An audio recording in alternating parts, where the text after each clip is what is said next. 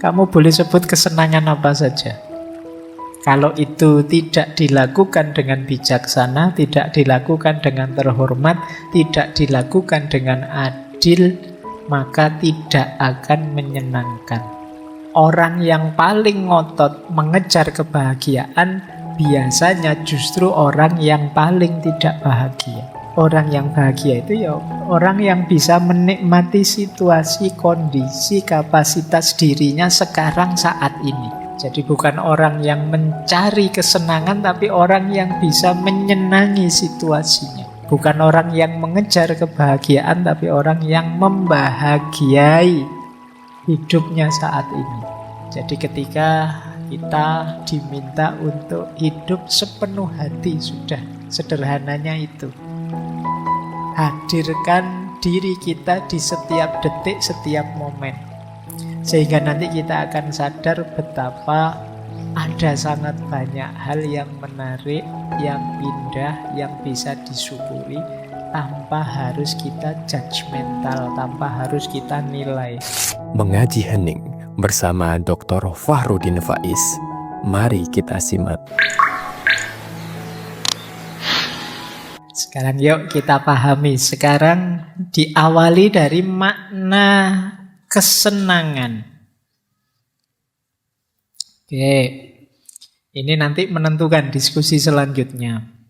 Kesenangan itu, kalau yang hedon saya jelaskan barusan, itu biasanya memaknai kesenangan ya yang materi tadi kan, kesenangan indrawi. Makan enak, minum segar, seneng-seneng dengan barang-barang mewah, dan lain sebagainya. Ini kesenangan di makna yang umum saja dalam bahasa sehari-hari. Tapi sebenarnya maknanya kesenangan itu luas. Nah, sekarang mulai berfilsafat ya. Jadi senang itu kan hubungannya dengan perasaan kita. Dan itu tentu saja banyak. Jadi tadi saya contohkan bahkan ya kalau kita senang dengan sholat, ya sholat itu berarti bagian yang menggembirakan. Senang dengan zakat, senang membantu orang, itu kan juga bagian yang menyenangkan. Senang olahraga, senang melihat pemandangan indah, senang melihat fenomena kemanusiaan orang saling bantu. Ini juga jenis kesenangan. Kalau per definisi hedon yang menyenangkan tadi, sebenarnya hedon itu luas. Tidak sekedar kesenangan fisik. Ada banyak hal yang menyenangkan. Apalagi kalau dilihat dari teori atau perspektifnya. Ada teori kualitas, ada teori sikap. Teori kualitas itu menyenangkan itu menyenangkan itu ada di bendanya, itu teori kualitas. HP ini mewah sekali ya, karena dia mewah maka menyenangkan. Uangku banyak sekali ya, karena uangnya banyak maka menyenangkan. Jadi senang atau tidak itu ada di bendanya. Tapi nanti ada teori yang kedua, teori sikap. Kalau di teori sikap ini senang atau tidak ada di bendanya, tapi ada di batin kita. Uang saya sih sedikit, tidak banyak, tapi saya senang sudah dengan ini. Uang sedikit ini kalau saya ya bisa sudah pakai macam-macam untuk senang-senang banyak hal sudah. Nah ini kuncinya senang bisa ada dalam diri kita. Ini teorinya pakai teori sikap. Jadi menyenangkan atau tidak itu ternyata tergantung kita. Tidak tergantung barangnya atau sesuatunya. Beda dengan perspektif pertama. Kalau perspektif pertama tadi teori kualitas, menyenangkan atau tidak tergantung barangnya, sesuatunya. Kalau ini tergantung kita. Kamu mungkin pinginnya uang 100 juta, punyanya 1 juta ya kamu tidak senang. Karena jiwamu menuntut lebih. Tapi kamu pinginnya cuma 10.000 kok yang dilala di depan masjid nemu 100 ribuan. Itu senengmu luar biasa. Ini melebihi ekspektasi. Jadi senang atau tidak tergantung yang ada di batinmu. Jadi tidak tergantung barangnya. Ini namanya teori sikap. Nah, kalian bangun nanti coba diurai lagi yang menyenangkanku itu apa sih? Kalau ada hal sangat sederhana ternyata membuatmu bahagia, itu mungkin kamu cenderung ke teori sikap ini. HP saya sih tidak canggih Pak, tapi isinya Pak menyenangkan sekali Pak. Misalnya, Yombo menyenangkanmu kuwi apa? Tergantung batinmu. Nah, HP saya itu Pak, kalau dipakai buka web itu, wah, antara muter-muternya dengan bacanya lama muternya Pak. Misalnya. Tapi saya senang sudah dengan meskipun begitu saya sudah puas. Itu berarti ada di batinmu. Nah, nanti ada yang terletak di barangnya. Meskipun kamu yang HP-mu sudah S21, itu kamu nggak puas, kamu merasa kurang saja karena sekarang sudah S22. Nah, kamu kejar itu terus, nanti ganti S23 sampai S berapapun kamu kejar terus. Kamu kuliah S1 nggak lulus-lulus tapi HP-mu sudah S21. Nah, ini contoh, titik tekannya pada barangnya, tidak pada batinmu. Nah, ini teori kesenangan. Maka tadi ini bisa nanti dipakai untuk mengurai tadi, hedon tadi. Jangan-jangan pemaknaan kesenangan kita terlalu sempit. Kalau ada orang memaknai tadi, Pak, yang saya senangi ini, coba dicek. Itu terbatas pada yang materi-materi saja atau yang mewah-mewah saja, yang boros-boros, atau sebenarnya ada yang sangat sederhana saya juga suka toh Pak. Mungkin tidak termasuk hedon yang tadi. Ada makna hedon yang lain. Makanya nanti ada kategori higher hedonism dan base hedonism. Nah, jadi ada hedon kelas tinggi dan hedon kelas rendah. Hedon kelas tinggi itu bukan kok terus yang barangnya mewah-mewah, yang hedon kelas rendah yang barangnya sepele-sepele, enggak.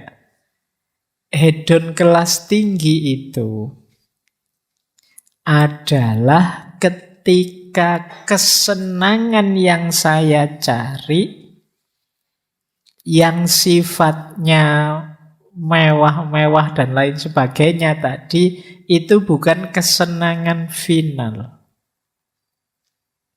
Jadi masih ada kesenangan yang lebih tinggi, melampaui yang level materi. Ini namanya higher hedonism.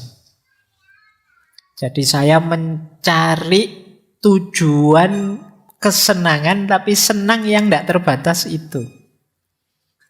Misalnya, saya pingin sih Pak memang HP terbaru, tapi HP terbaru itu dalam rangka biar komunikasi saya jauh lebih efektif dengan orang lain. Ini namanya higher hedonism. Jadi saya pingin sih Pak punya uang banyak, tapi uang banyak itu bukan tujuan saya. Tujuan saya apa? Biar kalau saya dapat uang banyak, banyak orang yang bisa saya bantu dengan itu. Ini namanya higher hedonism. Tidak berhenti dangkal di perolehan-perolehan kesenangan yang sesaat. Tapi kesenangan yang sesaat tadi sebenarnya hanya jembatan untuk kesenangan yang lebih jauh, yang lebih luas, yang lebih esensial. Ini namanya higher hedonism. Ya memang Pak, saya ingin punya barang-barang mewah, tapi barang-barang mewah itu pingin saya beli biar saudara-saudara saya yang miskin itu juga turut merasakan. Saya pingin beli mobil terbaru biar tetangga-tetangga saya yang tidak punya mobil itu tahu rasanya naik mobil terbaru. Sehingga kehidupan sosial kita jauh lebih baik. Ini namanya higher hedonism. Jadi hedonisme yang lebih tinggi. Jadi tujuan-tujuan kesenangan sesaat tadi tidak jadi tujuan final, tapi ada target yang lebih tinggi. Ya benar sih Pak, saya ingin punya banyak fasilitas yang sesuai tadi. Biar apa? Biar kalau saya ibadah itu tenang Pak, sudah tidak mikir dunia lagi misalnya. Saya ingin punya mobil terbaru biar saya tidak usah lagi mikir dunia lagi, tapi sudah fokus ke Allah saja. Itu namanya higher hedonism. Saya ingin punya uang banyak terus sehingga anak cucu saya sudah terjamin dengan itu, terus saya fokus ibadah saja pada Allah. Itu namanya higher hedonism. Jadi ingin memperoleh hal-hal yang menyenangkan tadi, tapi itu bukan tujuan finalnya. Lawannya base hedonism. Kalau ini ya yang tadi, yang ciri-cirinya 5 tadi, ya memang berhenti di situ. Nah, biasanya orang itu kalau ditanya dia di higher hedonism, padahal prakteknya dia base hedonism. Kalau ditanya, kamu itu yang kamu cari kok selalu yang mewah-mewah saja. Biasanya jawabnya gaya higher ini. Oh enggak lah, saya itu mewah itu enggak segalanya sih sebenarnya. Padahal ya segalanya juga kalau dia tiap hari. Dari gayanya sebenarnya base. Tapi kalau ditanya, dia gayanya ada di posisi higher. Nah, tapi ya ini untuk kalian sendiri saja. Jangan nuding-nuding orang. Ayo latihan. Ya memang manusiawi. Orang itu mencari kesenangan, tapi usahakan yang higher tadi. Dalam rangka kesenangan yang lebih panjang, lebih hakiki. Nanti ada urean-urean filosofisnya. Baik. Kita belajar sebentar ya. Ini informatif saja. Ternyata zaman kuno juga sudah banyak cara berpikir hedon ini untuk nyari senang-senang. Ini ada beberapa referensi yang menunjukkan memang ingin senang itu fitrah. Maka sejak zaman Babilonia kuno itu sudah ada jejak bahwa orang itu dinasehati untuk hidup senang saja lah, nggak usah ruwet-ruwet. Misalnya itu ada Epic Gilgamesh. Gilgamesh ini cerita tentang seorang raja. Ini ditemukan dari tablet-tablet sisa-sisa dari era Mesopotamia kuno. Nah, yang paling update dari era Babilonia kuno. Ditemukan di situ ada kalimat begini. Kalimat itu yang menyatakan Siduri. Siduri itu manusia perempuan, tapi punya daya ilahiyah yang luar biasa. Mungkin semacam wali tapi perempuan. Nah, Siduri ini memberi nasihat pada Gilgamesh. Gilgamesh ini raja yang menang-menangan, sewenang-wenang. Dia ingin hidup abadi. Nah, dinasehati oleh Siduri. Kata Siduri, isi perutmu, siang malam gembiralah, biarkan hari-hari penuh kegembiraan, menari dan bermain musik siang dan malam. Inilah yang menjadi perhatian lelaki sejati.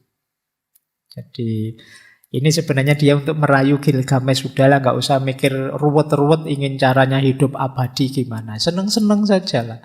Makan yang banyak, isi perutmu, siang malam gembiralah, hari-hari penuh kegembiraan, menari, bermain musik, ngopi-ngopi di kafe santai saja, di angkringan, dinikmati saja. Itulah lelaki sejati. Jadi bukan yang bikin ruwet, nyari target-target yang tidak masuk akal. Nah, ini bayangkan, ini era Mesopotamia kuno, Babilonia kuno.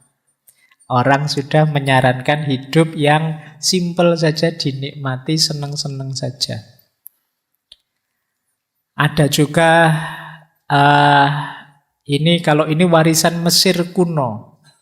Jadi di Mesir kuno itu ditemukan tulisan-tulisan yang dikenal sebagai harper song. Ini lagu yang menggunakan harpa. Kalau teman-teman lihat lukisan-lukisan yang orang main harpa, nah, ditemukan juga syair-syair lagunya. Banyak di antara syair-syair harper song itu, lagu-lagu yang pakai harpa itu mengandung unsur-unsur hedonistik. Yang ditemukan itu tidak saya bawa kalimat langsungnya, tapi isinya itu antara lain ada yang bunyinya, yuk kita seneng-seneng saja. Karena kita tidak dapat memastikan apakah nanti kita di akhirat bahagia atau tidak. Jadi ini mungkin ada yang pakai logika ini ya. Ayo seneng-seneng saja di dunia. Wong di akhirat ndak mesti. Nanti ada yang bilang, loh amal saya banyak loh. Loh katanya amal itu ndak menjamin masuk surga. Jadi masuk surga ndak mesti. Jadi di akhirat nasib kita ndak jelas. Itu kalau di dunia sudah sumpek, sudah ruwet hidup kita loh. Senengnya kapan? Nah di Harper Song ini kita disindir. Yuk mau hidup sekali mbok yang seneng. Yuk besok kita ndak tahu nasib kita seperti apa di akhirat. Paling ndak kan sudah pernah seneng. Kalau nanti di akhirat yo jungkir balik disiksa malaikat, di dunia juga jungkir balik. Hidup tidak bahagia yo sepanjang hayat, dunia akhirat kita susah. Maka di Harper Song itu di antara lain kita diajari yuk seneng-seneng yuk, mumpung masih ada kesempatan untuk hidup. Oh itu logika seperti ini ternyata sudah jalan di era Mesir kuno. Kemudian jangan lupa filosof Demokritos, kapan-kapan kita bahas ya. Dia orang pertama yang punya teori atom dari Yunani kuno. Beliau juga kecenderungannya materialistik, yang menganggap bahwa tujuan hidup tertinggi itu ada dua, kepuasan dan keceriaan. Jadi hidup ini tujuannya kan cuma itu, kita puas dan kita senang. Jadi bukan ideal-ideal dari segala macam, kata Demokritos. Kita puas saja, itu tujuan. Puas itu kan berarti hidup ini sesuai yang kita inginkan. Kan orang sebenarnya cuma ingin itu. Kita sering benci dengan diri kita karena versi kita tidak seperti yang kita inginkan. Maka kata Demokritos, diakui atau tidak, tujuan hidup kita itu pingin puas. Pingin seneng, lega bahwa aku sudah mencapai apa yang aku inginkan. Entah itu isinya apa. Diakui atau tidak, semua orang ingin puas, ingin senang. Nah ini hedonisme lama, hedonisme kuno. Masih ada lagi hedonisme kuno, misalnya kalau kita ke India. Di India itu ada aliran Karvaka. Karvaka ini aliran yang heterodoks sebenarnya. Kalau dalam filsafat India, ini pemikiran hedonis dari India yang muncul sekitar 600-an tahun sebelum Masehi. Meskipun nanti pikiran semacam ini habis.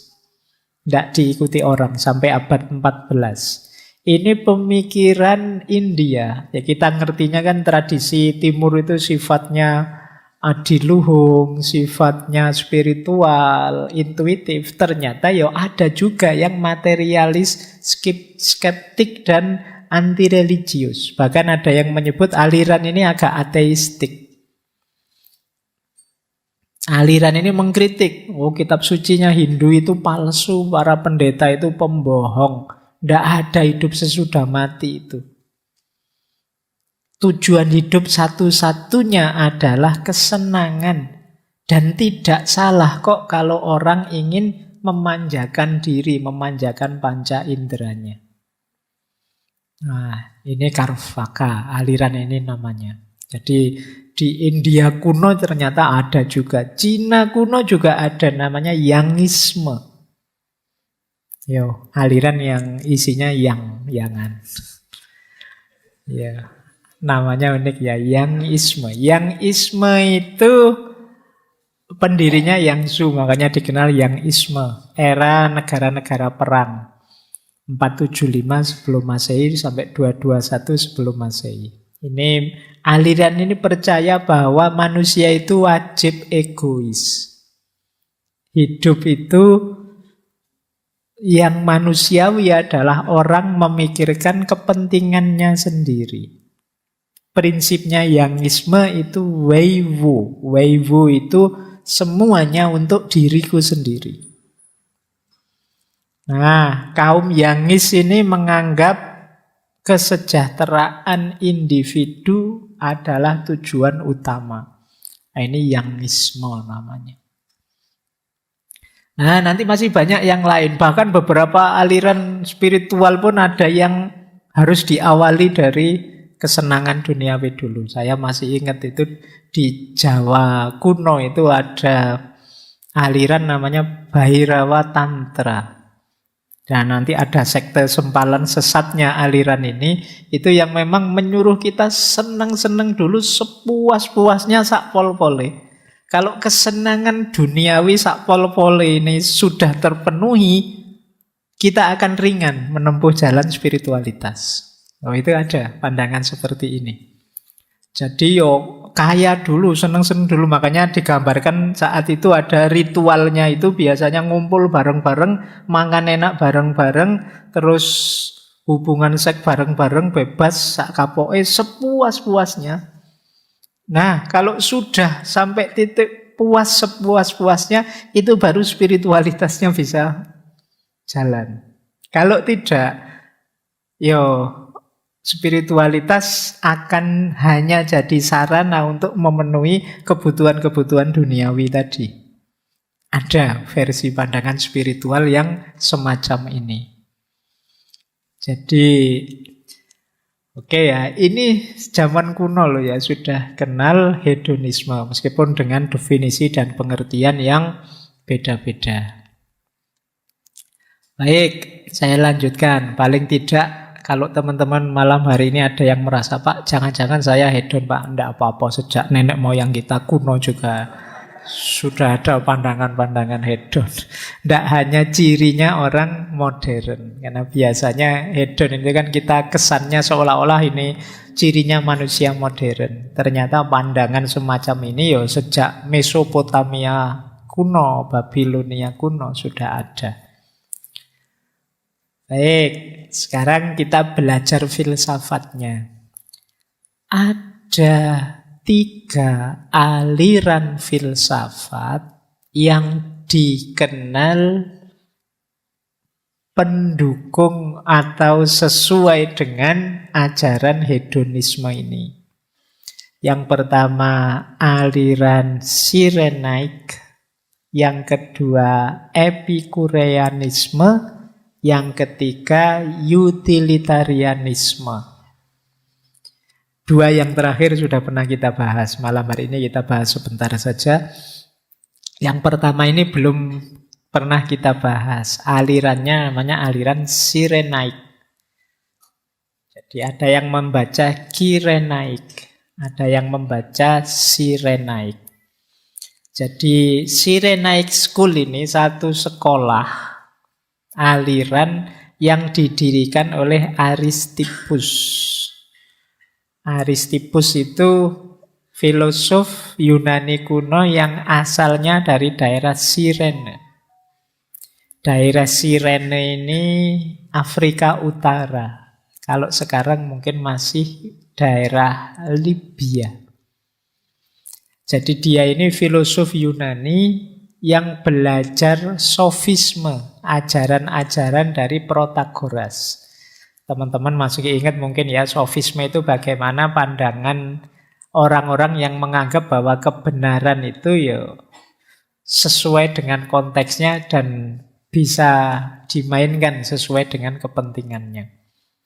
Tapi Aristippus ini juga muridnya Sokrates. Nah, satu ketika Sokrates ini tanya pada murid-muridnya termasuk pada Aristippus. Sokrates tanya, apa sih yang terbaik untuk manusia itu? Nah, Aristippus menjawab, yang terbaik untuk manusia itu kenikmatan. Manusia itu sejak bayi sampai mati yang dicari kenikmatan hidup. Ya kan, bayi itu begitu lahir dia ingin mencari kenikmatan versi dia, versi bayi. Nanti jadi ABG kenikmatan versi ABG, jadi dewasa, jadi mahasiswa, kenikmatan versi mahasiswa dan seterusnya. Jadi kata Aristippus, yang terbaik untuk manusia itu memang kenikmatan. Wong itu yang dicari. Jadi mencari yang nikmat. Nah, Kalau Sokrates kan, yo ndak dong, manusia itu ya mencari keutamaan. Dan yang utama itu kebaikan. Nah, tapi kata Aristippus, yo kebaikan itu hakikatnya ya kesenangan tadi, kenikmatan. Orang itu menganggap baik yang dia anggap menyenangkan. Bahkan akal itu kerjanya apa? Mencari yang paling menyenangkan dalam hidup dan menghindari yang akan menyulitkan dia. Jadi kalau pakai rumusnya Aristippus, hidup ini memang mencari kebaikan, tapi kebaikan itu adanya dalam kesenangan. Dan akal budi manusia dipakai untuk memaksimalkan pencarian kesenangan ini. Oke. Loh, tapi kan ada Pak orang yang hidupnya mengabdi pada orang lain, orang yang hidupnya peduli, orang yang hidupnya sodakoh ilmu, sodakoh kekayaan, dan lain sebagainya. Iya, itu yang menyenangkan dia, makanya dia lakukan. Jadi kebaikan itu hakikatnya yang dia senangi. Yang tidak disenangi ya, mungkin dia mengakui sebagai kebaikan tapi tidak dia tuju. Ayo, ada berapa kebaikan yang kita tahu dan berapa yang kita lakukan? Teman-teman boleh setelah ini diinventarisir. Ada banyak sekali hal baik yang kita tahu. Tapi kenapa kok tidak kita jalankan sebagian besarnya? Kemungkinan besar karena tidak menyenangkan buat kita. Siapa yang tidak tahu bahwa misalnya sholat tahajud, sholat malam itu fadilahnya luar biasa. Kenapa jarang di antara kita yang rutin sholat tahajud? Nggak enak. Iya kan? Malam-malam disuruh bangun asik-asiknya tidur ya. Suruh bangun, nggak enak. Orang itu selalu mencari yang enak, yang menyenangkan. Makanya kadang-kadang kalau ada ibadah kok berat, ini bisa diganti dengan membaca sholawat 3 kali loh. Kita milih baca sholawat ping 3, enak, lebih gampang. Barang siapa membaca surat Al-Ikhlas 3 kali, itu pahalanya sama dengan baca Quran sampai khatam. Ayo kamu pilih mana? Tetap milih baca 3 kali sampai khatam ya. Pahala yang Al-Ikhlas saja pahalanya sama seperti ketika kita menghatamkan Quran sepenuhnya. Kita nyari apa? Yang enak, yang menyenangkan. Jadi itu fitrahnya manusia kata Aristippus. Jadi yang terbaik untuk manusia apa? Ya yang menyenangkannya. Oke ya. Meskipun kadang-kadang yang menyenangkan versiku dengan versimu mungkin beda. Bagi mahasiswa yang rajin, dosen masuk itu menyenangkan. Ya kan? Bagi mahasiswa yang malas, dosen masuk itu menyebalkan. Dosen kok rajin men, kok sekali-sekali. Sekali-sekali mbok ya kosong gitu loh. Nah, orang selalu nyari yang menyenangkan dirinya. Nah, dilanjutkan oleh Aristippus, senang itu sekarang. Jadi bukan kemarin, bukan besok. Kayak tadi loh, mungkin kalian tahu kok sebenarnya kalau sholat tahajud itu besok di akhirat kita dibangkitkan dalam kondisi mulia dan sebagainya. Ketika itu besok, kita tidak menganggap itu kesenangan. Apalagi yang kemarin. Kita itu selalu mencari kesenangan sekarang, saat ini. Kamu itu mbok yo rajin belajar, biar nanti cepat lulus. Nah, kalau ketika ada kata-kata nanti ini kita tidak terlalu tertarik. Tapi coba kamu rajin belajar, nanti tak kasih bonus HP terbaru wes. Nah, itu seneng sekarang. Maka terus kamu rajin belajar, sekarang kamu gerak. Makanya kadang anak-anak kecil itu Kalau biar dia ndak males kan kita tawari, ayo belajar loh, nanti jalan-jalan, nanti tak kasih hadiah ini, hadiah itu. Dia mesti terus tergerak, semangat. Kenapa? Sebentar lagi dapat kesenangan. Jadi kesenangannya sekarang. Tapi kalau kita, ayo kamu belajar yang rajin, besok kalau kamu besar, maka dia males, besok masih lama. Dia pinginnya seneng sekarang. Maka kesenangan itu sekarang, kata Aristippus. Bukan kemarin, bukan besok. Jadi tidak bisa disebut kesenangan kalau itu kemarin, tidak bisa disebut kesenangan kalau itu besok. Kemarin sudah lewat, besok masih belum jelas. Yang jelas senang itu ya sekarang. Oke. Makanya nyuruh orang sabar itu kan berat. Sabar saja ya, besok kamu mesti menemukan kesuksesan itu. Karena besok ya beratnya luar biasa. Coba langsung kamu sabar aja, sekarang nanti kamu sukses. Itu mungkin semua orang mau sabar. Tapi karena lama dan besok-besok sulit menggerakkan orang. Kayak tadi ya.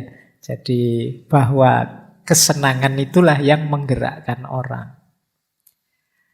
Nah, meskipun begitu, Aristippus punya konsep bahwa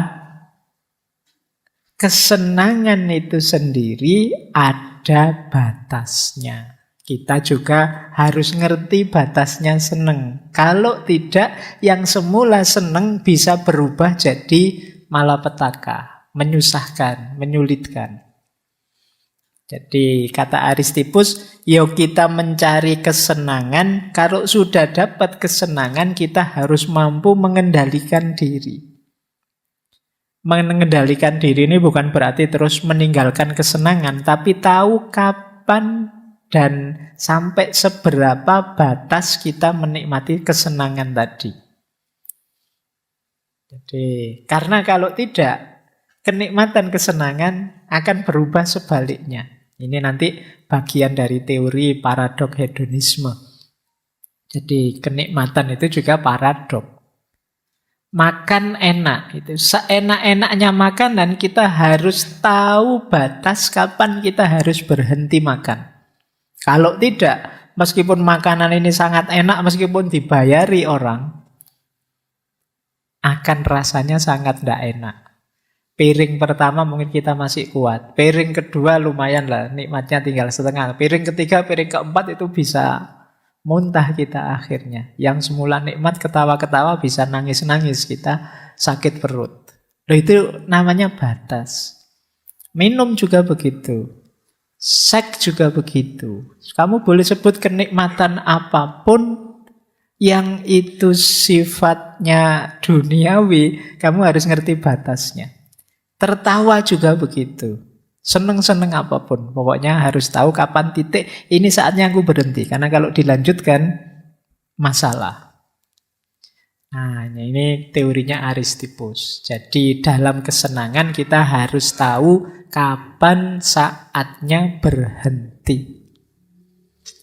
Ini aliran pertama, namanya Cyrenaic School. Kalau kalian kuliahnya di sekolahnya Aristippus ini, diajari caranya seneng.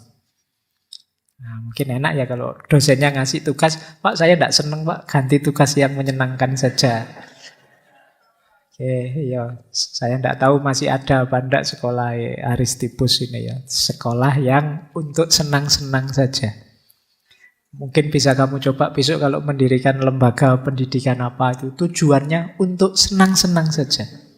Sekarang kan kampus itu tujuannya kelas tinggi semua, pengen unggul, pengen terpemuka nomor 1 internasional dan lain sebagainya. Bikinlah sekolahan kayak Aristippus ini, tujuannya untuk senang-senang saja, mungkin laris nanti. Oke, yang kedua, ada aliran filsafat namanya Epikureanisme. Tokohnya Epikuros. Kalau ini agak beda kesenangannya. Ini lebih cerdas, lebih dalam membaca kesenangan. Dulu pernah kita bahas satu sesi, malam hari ini kita rangkum sedikit saja. Jadi memang kata Epikuros, hidup ini mencari kesenangan dan menghindari rasa sakit. Cuma Semakin rumit kesenangan, biasanya jadinya justru tidak senang. Orang akan lebih bahagia, lebih senang kalau kesenangan itu sifatnya sederhana. Makanya Epikuros dan circle-nya itu justru meskipun punya ideologi mencari kesenangan, dia hidupnya agak asketis. Jadi menjauh dari kesenangan duniawi. Karena bagi dia itu justru lebih membahagiakan. Nanti ada alasannya. Jadi alasan sederhananya seperti tadi. Semakin banyak kesenangan itu semakin tidak senang orang. Nah, meskipun begitu orang harus nyari senang, kata Epikuros. Itu satu quotes yang terkenal sekali. Kata Epikuros, tidak mungkin orang hidup senang tanpa hidup secara bijaksana, terhormat, dan adil. Dan tidak mungkin orang hidup bijaksana, terhormat, adil tanpa hidup yang menyenangkan. Jadi kebijaksanaan, kehormatan, dan keadilan itu pasangannya kesenangan. Makan itu enak, tapi kalau budaya makan kita tidak bijaksana, tidak terhormat, dan tidak adil, maka dia tidak akan jadi sumber kenikmatan. Budaya makan yang tidak bijaksana, misalnya makan kok tidak tahu batasnya, terlalu banyak atau terlalu sedikit, atau makannya tidak terhormat. Ya makan enak sih, tapi tadi nipu, ngutil, misalnya makan yang tidak terhormat. Atau tidak adil. Nah, dengan cara kita misalnya menzolimi orang, merampas haknya orang, terus kita makan. Tanpa wise, tanpa kehormatan, tanpa keadilan, tidak mungkin ada kesenangan. Kamu boleh sebut kesenangan apa saja. Kalau itu tidak dilakukan dengan bijaksana, tidak dilakukan dengan terhormat, tidak dilakukan dengan adil, maka tidak akan menyenangkan. Jadi kesenangan itu boleh kamu ganti apa saja. Makan, minum, seks, nikah, poligami, dan lain sebagainya. Itu kalau tidak wise, tidak honor, tidak adil, tidak akan menyenangkan. Meskipun tujuanmu ingin senang. Jadi ini rumus dari Epikuros. Makanya dia hidupnya agak asketis, meskipun ideologi yang dikembangkan hedonistik, mencari kesenangan, tapi dengan definisi kesenangan yang berbeda. Ini rumusnya kesenangan. Ini boleh teman-teman jadikan patokan. Seneng yang sejati. Versi Epikuros. Ada beberapa rumus. Yang pertama, tentu saja kesenangan itu pintu gerbangnya kebahagiaan.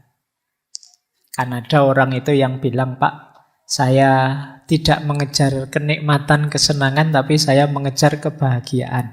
Tapi kata Epikuros, untuk menuju bahagia, kamu perlu kesenangan. Meskipun berhenti di kesenangan, belum tentu kamu sampai pada terminal kebahagiaan. Yang kedua, rumusnya kata Epikuros, senang itu kayak tadi intrinsik. Itu fitrah kita, sudah dorongan diri kita mencari senang itu. Kalian tidak usah malu, tidak usah merasa bersalah kalau kalian mengejar kesenanganmu sendiri. Karena manusiawi, tidak ada orang yang nyari tidak enak. Semua orang nyari senang dalam hidupnya. Nah, ini rumus kedua. Rumus ketiga, meskipun kesenangan itu baik, tidak semua kesenangan harus dipenuhi. Nah, kalau ini perlu kebijaksanaan, perlu kecerdasan. Mana kesenangan yang harus kita penuhi, mana yang tidak usah saja. Nah, ini berhubungan dengan rumus selanjutnya. Kesenangan yang menyebabkan rasa sakit atau sulit, hindarilah. Sebaliknya, kesulitan yang melahirkan kesenangan, jalanilah. Ini nanti berhubungan dengan pernah kita membahas sesi tentang pengorbanan. Kadang-kadang demi kesenangan yang lebih panjang, lebih luas, kita korbankan yang sekarang. Saya capek sebentar ndak apa-apa. Yang penting nanti orang-orang seneng saya dapat pujian. Ini milih ndak seneng dulu demi senang yang lebih panjang, lebih besar nantinya. Atau sebaliknya. Jadi menghindari kesenangan demi nanti biar ndak sakit. Ya kayak disuruh pakai masker misalnya. Itu kan ndak enak. Jan-jane ya kalau bisa dibuka biar nafas kita bebas. Tapi kalau saya ndak pakai masker nanti gampang flu, gampang pilek, nanti ada COVID. Sudahlah tak pakai saja meski ndak enak. Biar nanti ndak sakit. Ini juga kesenangan. Jadi ini boleh dipakai dalil kok nyari susah sih pakai masker. Enggak, karena saya ini bukan nyari susah, tapi menghindari susah yang akan datang. Ini juga termasuk kesenangan. Rumus menyikapi kesenangan, termasuk yang manusiawi. Saatnya kita mencatat.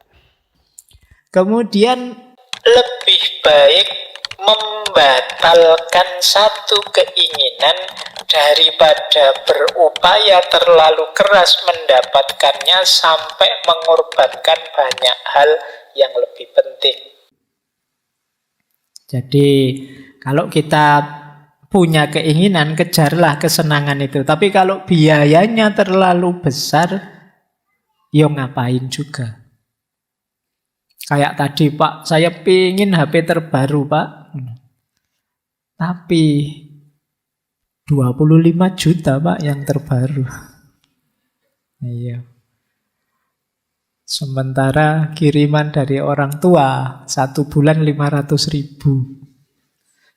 Nah, itu kan ya bisa sih kalian nyicil pelan-pelan, nyelengi diam-diam. Tapi kalau yang dikorbankan terlalu besar, nanti jangan-jangan sudah ngumpul 25 juta tapi kamu terus kurus kering tubuhmu. Karena poso terus. Nah, yang kayak gini hindarilah, ngapain. Jadi ambisi kesenangan yang tidak imbang dengan kapasitasmu sehingga terlalu banyak yang harus kamu korbankan, ya sudah, lepaskan saja. Untuk apapun itu. Termasuk kalau kamu sedang naksir sopo, ngincer sopo. Wah, high cost, Pak, kalau itu, Pak. Ya wis. Daripada kamu tekor banyak, wong yo ndak mesti diterima. Jadi harus taktis, strategis ya. Jangan sampai nanti malah kamu berkorban terlalu banyak untuk hal yang ternyata tidak terlalu penting. Hanya karena mengejar harapanmu akan kesenangan. Nah, termasuk yang terakhir. Kadang-kadang kita harus siap sakit sebentar untuk senang yang lebih panjang. Tidak masalah kalau itu kan. Barang siapa yang tidak siap menanggung payahnya belajar, kan itu. Siap-siaplah menanggung beratnya kebodohan. Berarti apa? Yo sakit sebentar belajar tidak apa-apa, biar besok pinter. Karena bodoh itu high cost. Biayanya lebih besar daripada biayamu belajar. Oke, itu kemarin-kemarin sudah banyak kita bahas. Nah, ini jadi rumusnya kesenangan menurut Epikuros. Nah, menarik kata Epikuros, di antara kunci kita menemukan kesenangan itu terletak dalam kemampuan kita menata keinginan. Jadi kita itu kan punya banyak keinginan dalam hidup ini. Oleh Epikuros, keinginan itu dibagi 3. Ada natural, necessary, ada natural, unnecessary, dan unnatural. Yang pertama natural dan niscaya. Jadi alami dan memang harus dipenuhi. Yo, ini kita ingin makan, ingin tidur, ingin tempat tinggal. Ini kebutuhan-kebutuhan primer. Manusiawi orang menginginkan ini niscaya. Jadi keinginan yang alamiah. Ada lagi yang alami tapi tidak niscaya. Tidak harus begitu. Itu namanya unnecessary. Misalnya rumah besar, makanan mahal, baju keren, HP terbaru. Ini unnecessary. Makan natural necessary. Tapi makan enak, makan mewah, natural unnecessary namanya. Yo alami makannya, tapi mewahnya ndak harus begitu. Rumahnya alami, tapi rumah besar mewah sekian tingkat ndak necessary. Ndak harus begitu. Pakaian ya, kita butuh pakaian. Kalau ndak punya pakaian jangan keluar rumah. Tapi pakaian mewah, pakaian mahal, pakaian keren, ndak necessary. Ada lagi unnatural, tidak natural. Keinginan ini ndak alami, biasanya kena pengaruh macam-macam.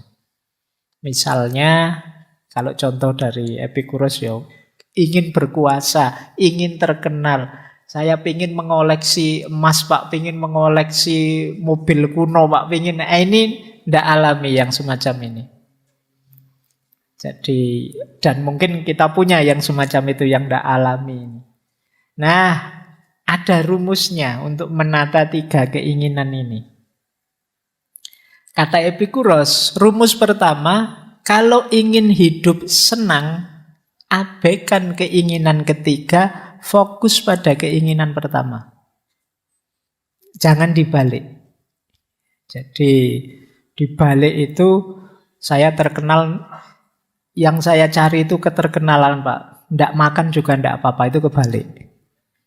Jadi yo bisa makan dulu, baru boleh mikir selanjutnya. Jadi kalau ingin hidup senang, fokus yang pertama dulu. Kalau yang pertama sudah terpenuhi, monggo. Tapi fokus yang pertama, abaikan dulu yang ketiga.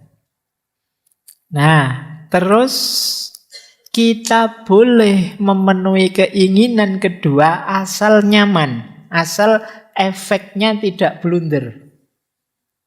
Makan enak, ya boleh, asal tidak blunder. Setelah makan enak terus 3 hari tidak makan.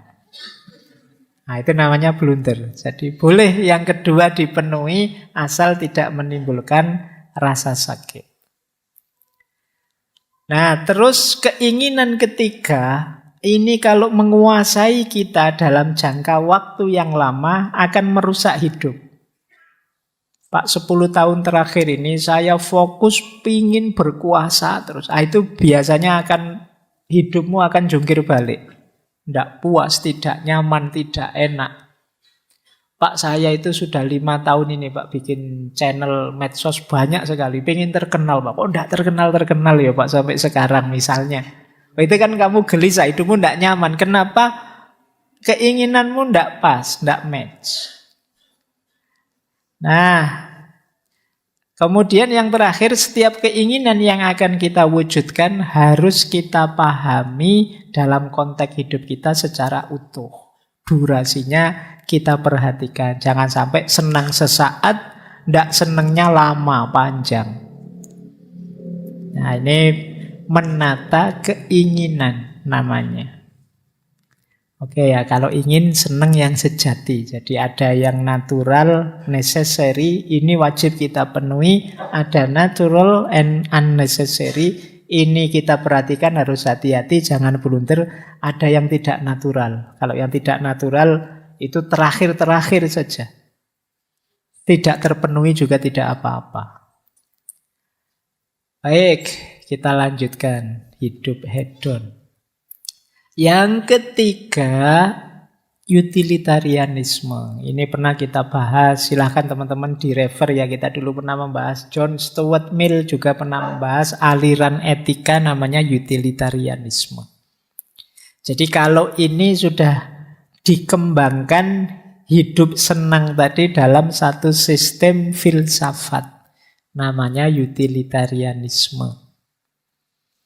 Filsafat etika namanya. Jadi kata utilitarianisme ya, moral itu dibuat untuk manusia, bukan sebaliknya, manusia untuk moral. Maka hukum moral itu harusnya memenuhi kebutuhan manusia, termasuk kebutuhan untuk senang. Rumusnya utilitarianisme, semua tindakan harus diarahkan untuk mencapai kesenangan terbesar untuk sejumlah besar orang. Ini rumus dasarnya utilitarianisme. Misalnya ngaji malam hari ini misalnya, sebagian besar sukanya ngaji itu gelap, lampunya mati. Yang tidak suka ngaji gelap paling hanya 3 orang misalnya. Dari sekian banyak orang. Itu etisnya adalah lampunya mati. Jadi tidak tahu nanti apa yang terjadi kalau lampunya mati. Nah, tapi etisnya begitu. Kenapa? 90% lebih ingin lampunya mati. Kok lampunya nyala itu tidak etis. Karena hanya nuruti 3-4 orang yang 90 orang dikorbankan. Nah, ini namanya utilitarianisme. Mahasiswa 40, yang 30 ingin libur saja. Yang 10 ingin tetap kuliah. Loh, itu etisnya libur. Jadi karena menyenangkan, membahagiakan sebagian besar orang. Jumlah terbesar orang. Nah, ini utilitarianisme. Jadi moral atau hukum itu harus diarahkan untuk mencapai kebahagiaan paling besar untuk sejumlah terbesar orang. Nah, ini logika dari utilitarianisme. Nanti ada 2 aliran dengan 2 tokoh. Ada kuantitatif hedonisme, tokohnya Jeremy Bentham. Ada kualitatif hedonisme, tokohnya John Stuart Mill. Mudahnya kalau kuantitatif hedonisme itu kesenangan bisa diukur, bisa dikira-kira secara kuantitas. Kuantitas itu berarti diukur materi kesenangannya. Kalau Stuart Mill ini kualitasnya. Nanti kita lihat ya bedanya apa kuantitas sama kualitas. Misalnya Jeremy Bentham yang tadi kuantitas itu punya hedonic calculus. Hedonic calculus itu kalau kita ingin melakukan satu tindakan, pilihlah yang paling menyenangkan. Menyenangkan itu dihitung apanya? Nah, kalkulusnya ini. Jadi tindakan menyenangkan itu rumusnya intensitas, durasi, kepastiannya, kedekatannya, kemanfaatannya, kemurniannya, dan keluasannya. Ini namanya hedonic calculus. Ini menarik ya, mengukur kesenangan. Makanya disebut kuantitatif tadi. Kesenangan itu bisa diukur. Maka yang pertama intensitas. Jadi intensitasnya itu terasa benar atau enggak, itu kan intensitas. Mendalam apa enggak. Nah, yang ini menyenangkan sih Pak, tapi menyenangkannya enggak terlalu dalam, biasa saja. Kalau yang ini senangnya luar biasa. Dipuji temen cowok yang kamu benci dengan dipuji temen lawan jenis yang kamu senang. Oh, itu intensitasnya kan beda. Rasanya, aduh dia yang muji. Sama-sama muji. Nah, kalau teman yang kamu benci misalnya bilang, wah kamu kok ganteng ya malam hari ini. Itu mesti kamu, oh kamu yang ngomong gak ngefek. Ya kan? Tapi kalau yang ngomong yang kamu incer itu, wah kamu langsung terbang. Jangankan diomongi gitu, kamu dikedipin saja. Oh jangan-jangan. Itu hubungannya dengan intensitas. Jadi menyenangkan itu ada kalanya diukur intensitasnya. Jadi mahasiswa yang sejak semester 1 nilainya CDE. Oh, itu begitu dapat nilai B itu rasanya luar biasa. Ya kan? Itu intensitas. Tapi mahasiswa yang sejak semester 1 nilainya AB, dapat nilai B enggak ngefek, enggak terasa, biasa. Itu kesenangan, cara menghitung intensitasnya. Yang kedua durasi. Durasi ini lamanya. Ini menyenangkan sih, tapi cuma 1 menit. Nah, kalau itu menyenangkan 1 jam. Oh, kalau itu 1 minggu kita bisa senang terus. Nah, ini senang atau tidak bisa diukur durasinya. Bisa juga kepastian. Nah, kepastian ini biasanya berhubungan dengan ini besok mesti enak enggak, mesti seneng enggak, itu kepastian. Ada yang sekarang kita rasakan dan menyenangkan dengan ini senengnya besok loh, itu kan beda. Secara kepastian. Kalau ini jelas, kalau itu masih besok, masih belum pasti. Makanya tadi yang tentang akhirat dan lain sebagainya itu kan ada pernyataan yang tadi bahwa ayo kita seneng-seneng sekarang. Kenapa lebih pasti dibandingkan besok? Itu namanya prinsip certainty. Kemudian yang keempat, kedekatan, propinquity. Kedekatan itu senengnya itu berjarak atau memang kita rasakan benar. Jadi nikmat bersamamu itu nikmat yang berjarak atau ya kita memang bareng-bareng, kedekatan. Bukan seneng yang di sana, tapi seneng yang langsung kita nikmati sekarang bareng-bareng. Nah, itu namanya propinquity. Mungkin antara yang hadir ngaji dengan yang dari YouTube itu mungkin durasi senengnya, intensitas senengnya beda. Kenapa? Kedekatannya beda. Kalau kalian ini kan dekat sekali. Sementara yang YouTube ada jaraknya. Saya bilang malam Kamis hari ini, nanti di YouTube Minggu, jadinya harusnya malam Senin. Tapi kan berbeda. Ada jarak, itu kedekatan namanya. Kemudian fecundity, kemanfaatan. Jadi, ini manfaatnya banyak sekali buat saya. Yang sana enggak, biasa saja. Itu level kesenangan dari sisi kemanfaatan. Kemudian purity. Purity itu kemurnian. Asli enggak ini? Ini seneng sih Pak, tapi agak kecampur sedih-sedih gimana itu. Jadi enggak terlalu seneng. Wisuda ini saya seneng ya Pak, tapi begitu ingat setelah ini mau apa? Iya. Seneng saya tinggal separuh Pak, atau hilang sama sekali. Itu berarti sudah tidak murni lagi seneng, sekarang sudah kecampur macam-macam. Ya kan? Saya nembak diterima seneng sih Pak, tapi terus berarti habis ini saya harus neraktir, saya harus jalan-jalan nganter, kuliah nganter. Wah berat, ini tidak murni, berarti tidak purity. Itu bisa diukur kesenangan. Kemudian yang terakhir tentu saja keluasan. Jadi kalau keluasan ini ya semakin banyak orang yang senang, itu semakin hedon, semakin menyenangkan berarti.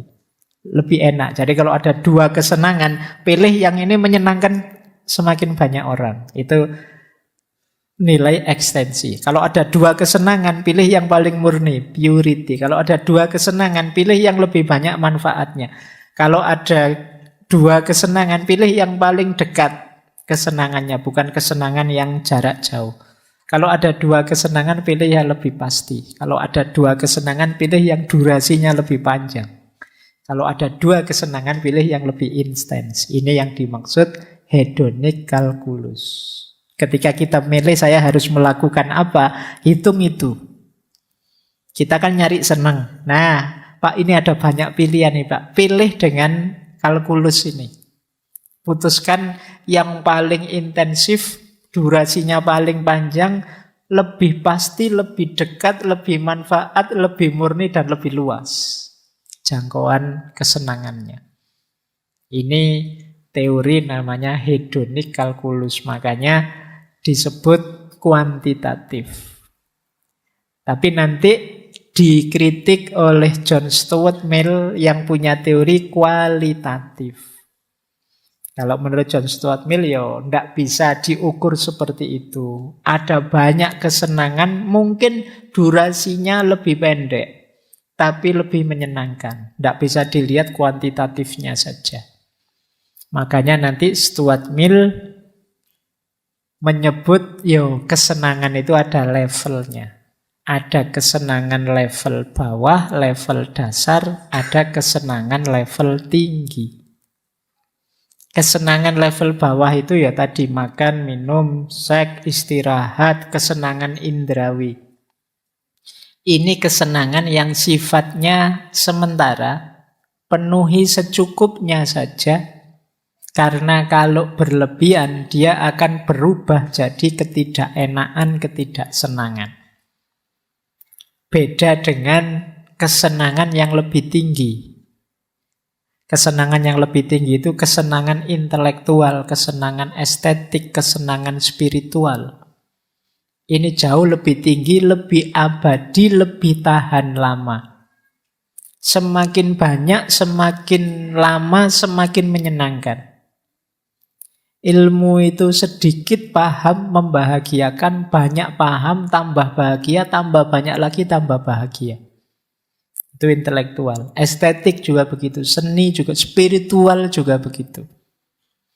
Tambah dekat dengan Tuhan, tambah sadar dimensi ilahiyah hidup, tambah menyenangkan. Ini yang level tinggi. Kalau yang level rendah tadi enggak. Yang level rendah itu penuhi secukupnya saja. Jadi tidak bisa semuanya dihitung pakai kalkulus tadi. Nah, ini kritiknya Mill. Misalnya makan tadi. Makan yang lebih intensif ya, terlalu intensif ya nanti kamu perutmu bisa meledak oleh makanan itu. Makan lagi, ini lebih intensif Pak, lebih dekat Pak, lebih. Iya, tapi ya harus ngerti batasnya.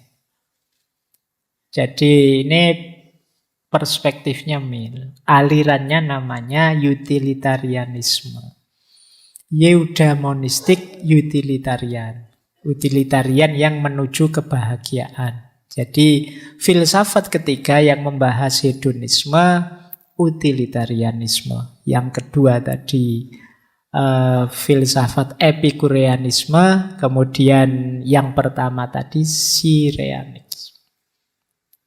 Oke, waktunya mau habis. Nah, sekarang kita lihat ada beberapa perspektif yang mungkin perlu kita pertimbangkan. Yang pertama, ada namanya paradok hedonisme. Jadi paradok hedonisme itu ya paradok dari kesenangan. Ini unik. Dalam paradok ini ada pandangan justru kalau kita terus-terusan mencari kesenangan, ya kita tidak akan ketemu kesenangan yang sesungguhnya. Orang yang mencari kebahagiaan itu pasti dia tidak bahagia. Berarti orang yang mencari kesenangan itu kan dia belum senang kan berarti. Loh kalau hidupmu ingin terus Pak mencari kesenangan, berarti kamu terus tidak senang. Justru orang yang mengejar kesenangan, dia tidak merasakan kesenangan. Jadi ini menarik paradok ini. Orang yang paling ngotot mengejar kebahagiaan biasanya justru orang yang paling tidak bahagia. Orang yang bahagia itu ya orang yang bisa menikmati situasi, kondisi, kapasitas dirinya sekarang saat ini. Jadi bukan orang yang mencari kesenangan, tapi orang yang bisa menyenangi situasinya. Bukan orang yang mengejar kebahagiaan, tapi orang yang membahagiai hidupnya saat ini. Ini namanya paradok hedonisme. Jadi di situ saya kutipkan pandangannya Viktor Frankl. Kata Viktor Frankl, kebahagiaan itu adalah hasil samping atau efek samping yang tidak disengaja saat kita mengabdikan diri untuk orang lain, untuk tujuan yang lebih besar, atau saat kita menyerahkan diri pada orang lain atau sesuatu di luar diri kita. Nah ini menarik, ini sebenarnya tips dari Viktor Frankl. Kalau kita ingin senang, kalau kita ingin bahagia, justru jangan jadikan kesenangan atau kebahagiaan sebagai tujuan. Biarlah dia jadi efek samping saja dari kebenaran, kebaikan yang kita hidupkan. Jadi lakukan semua yang ideal, semua yang baik, semua yang indah yang kita tahu, yang kita mampu, efeknya pasti nanti menyenangkan dan membahagiakan. Jadi jangan dikejar justru kenikmatan dan kebahagiaan itu. Biarlah dia hadir sebagai efek samping dari segala kebaikan yang kita lakukan. Nah, kalau kita melakukan itu, kita tidak akan kena paradok hedonisme tadi. Jadi hidup ini memang mencari kesenangan, tapi kalau kita mendedikasikan hidup sepenuhnya untuk mencari kesenangan, justru kita tidak akan ketemu kesenangan itu. Karena kita ada dalam kondisi mencari terus. Tidak sempat menikmati hidup.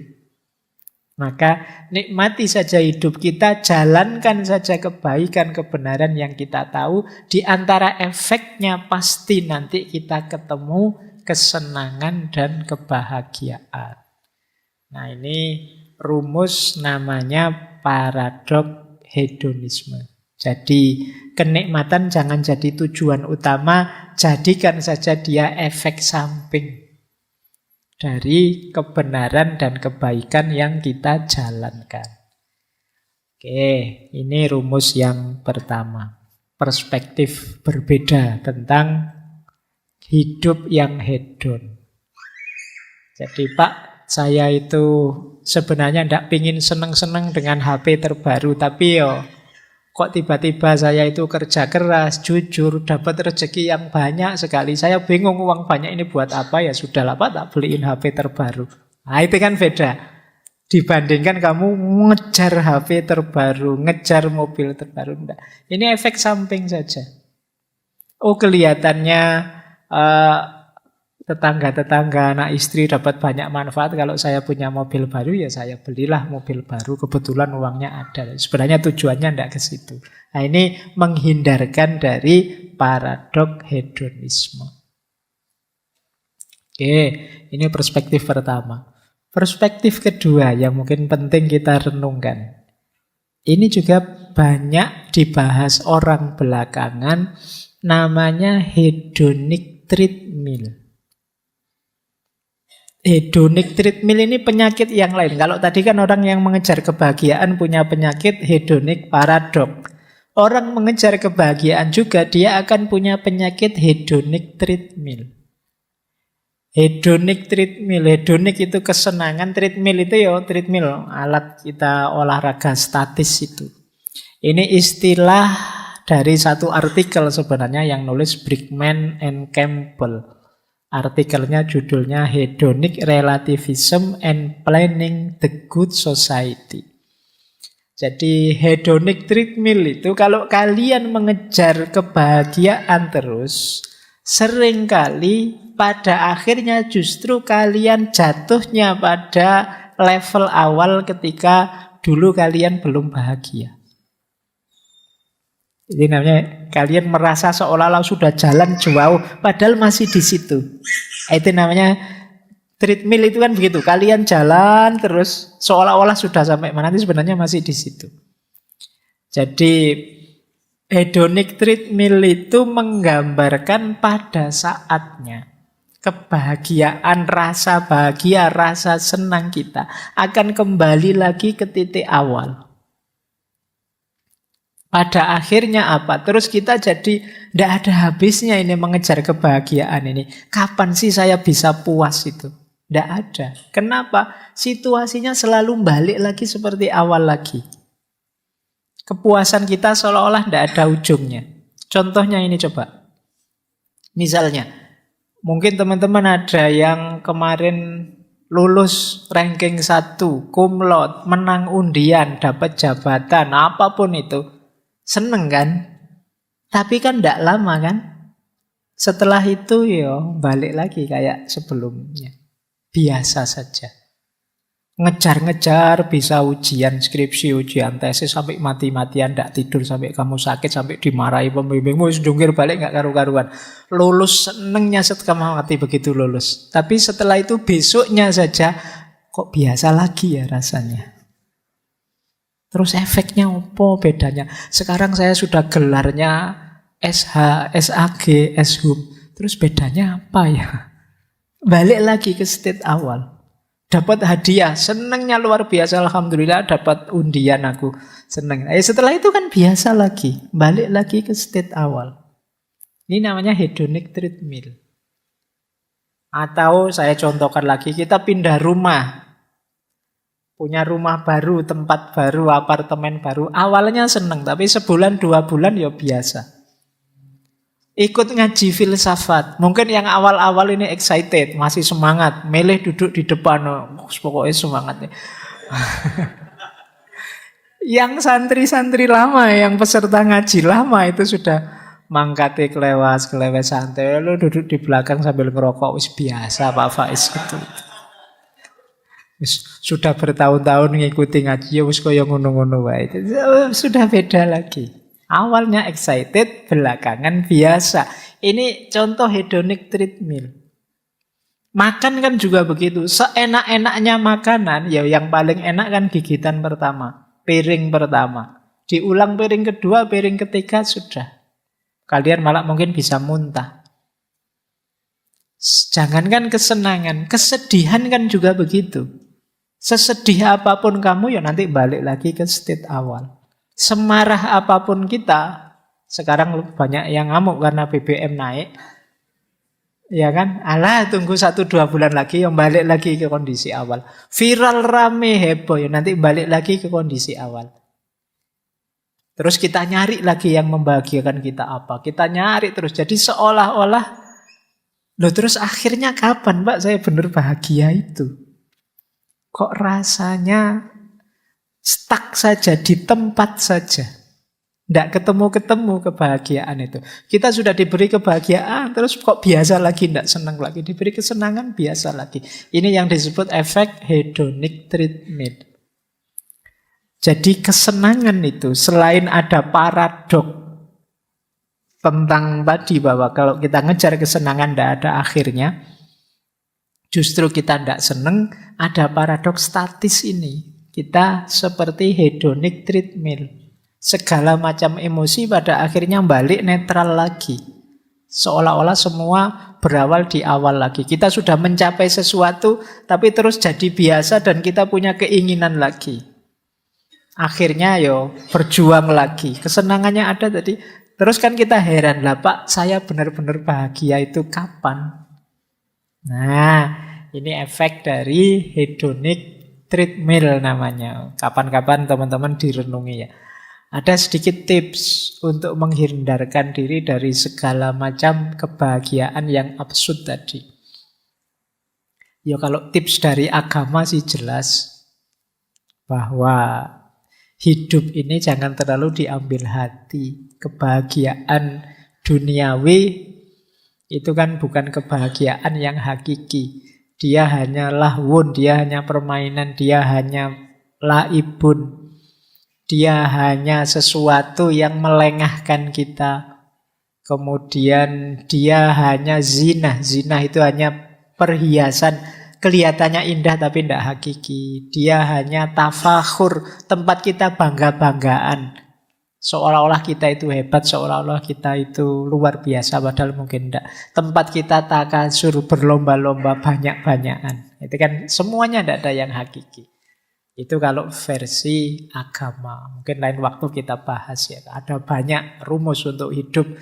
Kalau dalam Islam ada qanaah, ada zuhud, ada uzlah, dan lain sebagainya. Nah, cuma ini tips sementara. Untuk kita tidak terjebak pada paradok hedonisme, tidak terjebak pada hedonic treadmill tadi. Yang pertama apa? Jangan bosan-bosan untuk nambah pengalaman yang positif.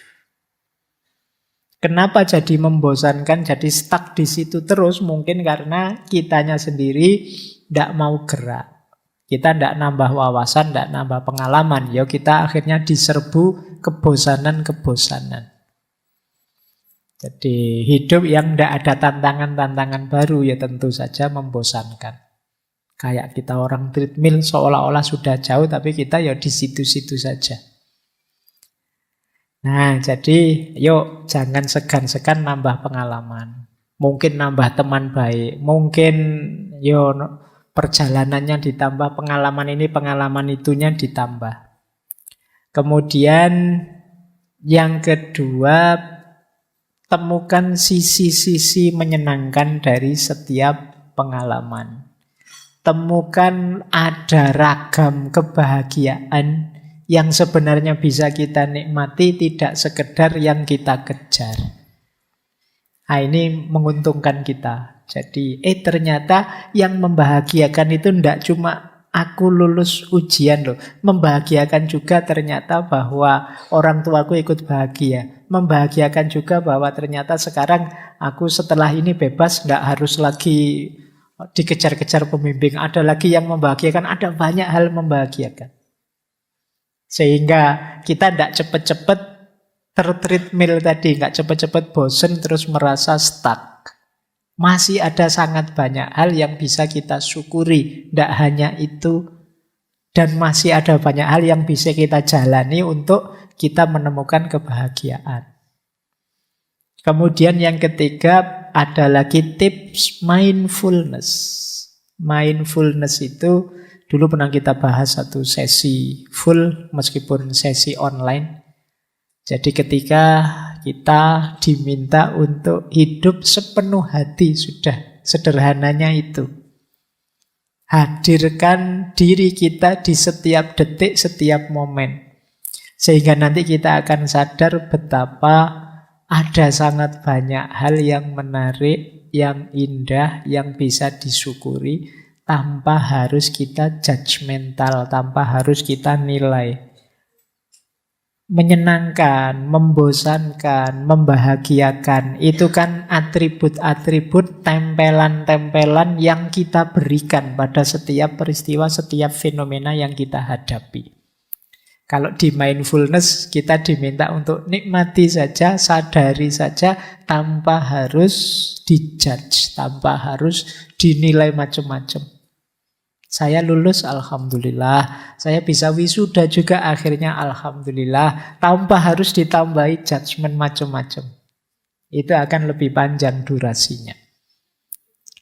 Nah, yang terakhir tentu saja kita diminta untuk tidak mudah larut oleh kesan dan emosi yang muncul dalam diri kita. Ini nanti jadi kunci sebenarnya yang terakhir ini. Ya memang kita itu sering diseret, diombang-ambingkan oleh rasa kita.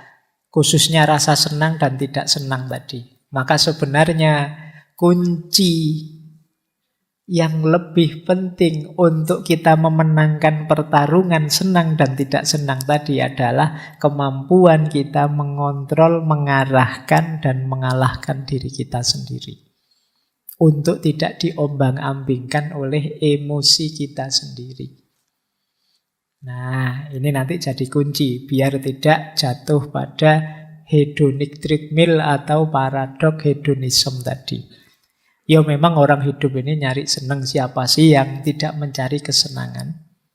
Tapi kesenangan yang jauh lebih tinggi, jauh lebih luas, dan juga kesenangan yang tidak sekedar permainan emosi saja.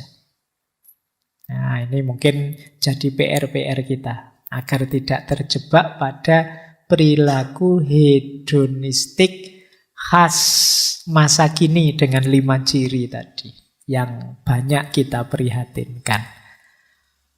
Baik, saya kira itu ya teman-teman. Malam hari ini belajar kita tentang hidup hedon, hidup yang mencari kesenangan. Silahkan diambil banyak perspektif tadi, pilihlah yang paling cocok, yang paling sesuai untuk hidup kita. Mungkin masing-masing orang perlu mengambil formula yang berbeda karena setiap orang situasi hidupnya beda-beda.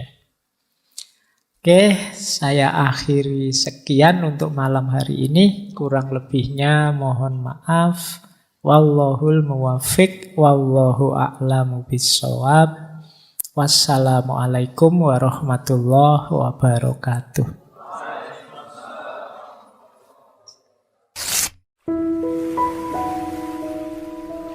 Terima kasih sudah menyimak. Semoga channel Mengaji Hening bersama Dr. Fahrudin Faiz selalu bisa memberikan ilmu, motivasi, dan kebermanfaatan. Salam sehat dan bahagia.